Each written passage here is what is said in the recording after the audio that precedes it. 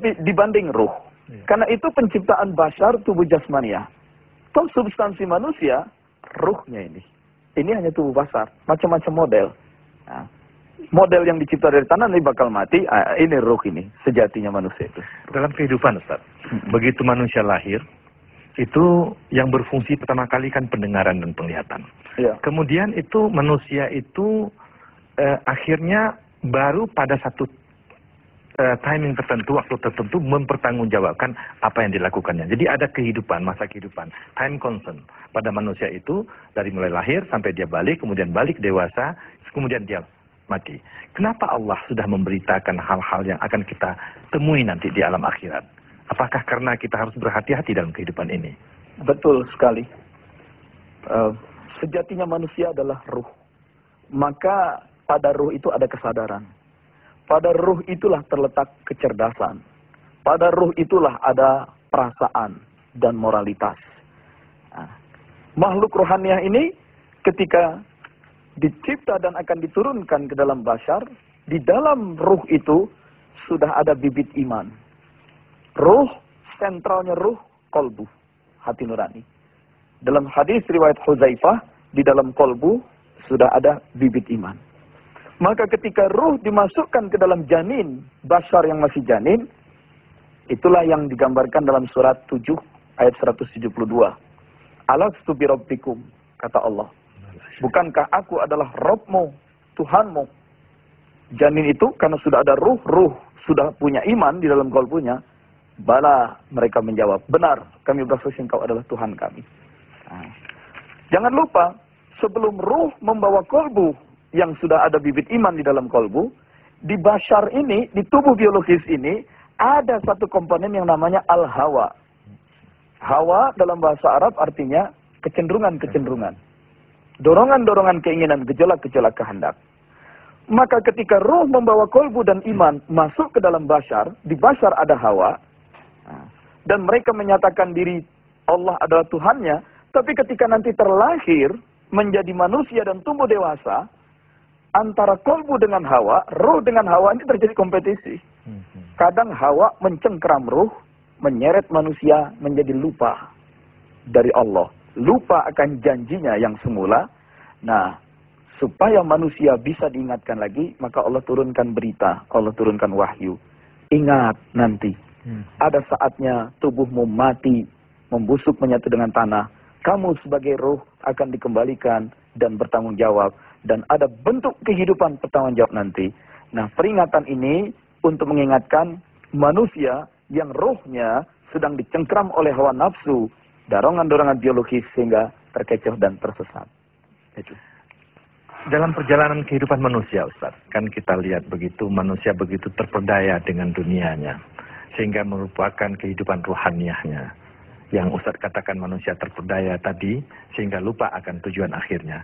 Nah, apakah ini bisa kita sebut bahwa manusia ini lupa dirinya? Atau bagaimana sesungguhnya? Iya. Di surat Al-Munafiqun, itu surat namanya saja Al-Munafiqun. La tulhikum amwalukum wala auladukum an zikrillah. Jangan sampai amwalukum, harta kamu, wala auladukum, dan jangan sampai anak-anak kamu, baik anak kandung, anak biologis maupun anak buah. Artinya kekuasaan. Janganlah urusan harta dan kekuasaan tulhikum, melalaikan kamu, mengecoh kamu, an zikrillah, dari zikir, dari ingat kepada Allah. Rupanya dua urusan itu, urusan harta, urusan kekuasaan. Itu yang membedakan. Nah, kalau faktornya, faktor hawa nafsu, dorongan-dorongan biologis, dan faktor iblis yang eksternal. Nah, itu yang membuat kita sering terkecoh. Dan Allah kemudian mengingatkan karena memang kita manusia ini suka pelupa. Namanya saja insan. Insan dari kata-kata nun dan sin itu kalau dikaitkan lagi bisa dengan nasia. Nasia itu lupa. Itu. Nah, itu apa bahayanya, Ustaz? Orang-orang yang lupa akan dirinya itu, baik terhadap diri pribadinya maupun terhadap orang lain. Wala takunu kallazina nasullah, surat Al-Hasyr. Jangan kamu menjadi seperti orang-orang yang melupakan Allah, fa'ansakum anfusakum, fa'ansahum anfusahum. Nah, maka Allah akan membuat mereka lupa diri. Orang yang lupa Allah akan lupa dirinya sendiri. Dan kalau sudah lupa diri, dia mengalami disorientasi dalam bahasa psikologisnya. Dia menjadi tidak tahu dari mana asalnya, kemana tujuannya, apa misi yang harus dijalankan, dia disorientasi. Lalu hidupnya adalah hidup yang semata-mata mengikuti insting atau naluri biologis, naluri kebinatangannya saja. Nah, mondar-mandir di muka bumi, la ilaha ula wa la ilaha ula. Kesini tidak, kesini tidak.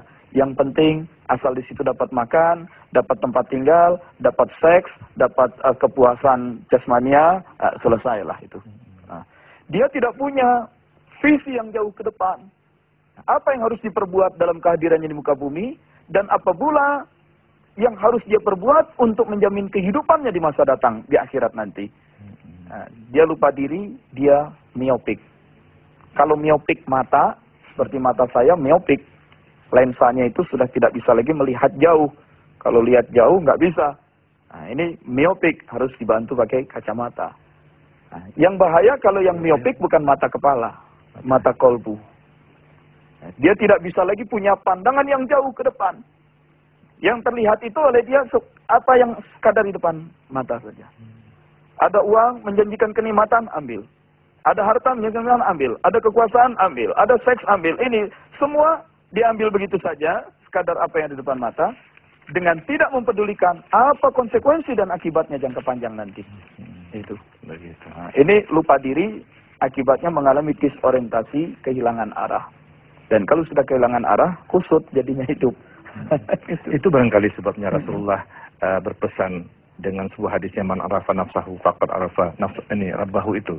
Jadi orang-orang itu harus mengenal dirinya dulu, baru tahu tujuan hidupnya nanti. Iya. Nah, itu bagaimana penjelasannya, Ustaz?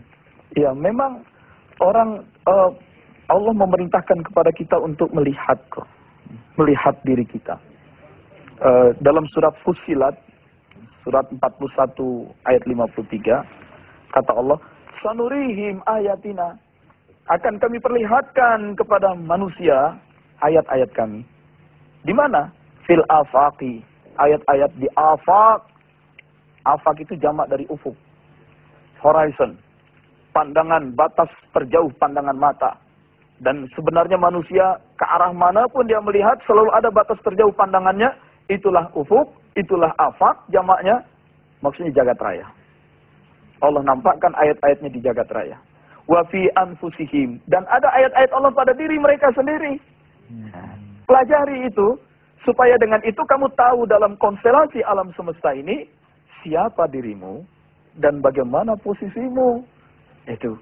Nah, kalau kamu sudah tahu siapa dirimu dan posisimu dalam konstelasi alam semesta ini, kamu akan bertanya, kamu akan terangsang terdorong untuk mengetahui, oh iya, kalau aku bisa hadir dari sebelumnya tidak ada, kalau ada peristiwa-peristiwa alam di alam semesta ini, berarti terhadap semua ini mesti ada penyebab utama. Mesti ada sesuatu. There must be something beyond the universe. Nah, itulah pemahaman terhadap diri sendiri, inward looking maupun outward looking, pemahaman terhadap alam sekitar akan mengajak kita menyeberang, memahami akan adanya Dia yang Maha Kuasa.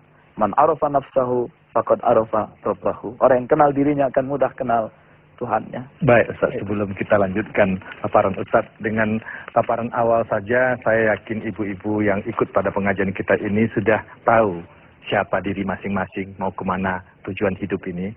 Namun demikian tentu kita berikan kesempatan sebagai wakil penonton dimanapun juga berada. Silakan Ibu, siapa yang akan ambil duluan untuk memahami, mendalami kajian kita pada pagi hari ini. Silakan. Sebagai orang Muslim, kita wajib melaksanakan ibadah. Sebagai orang Muslim, kita wajib melaksanakan ibadah. Salah satu di antaranya yaitu melaksanakan sholat 5 waktu. Bagaimana caranya kita mendekatkan diri kita kepada Allah Subhanahu wa Ta'ala dalam upaya kita agar kita lebih dapat mengenal diri kita.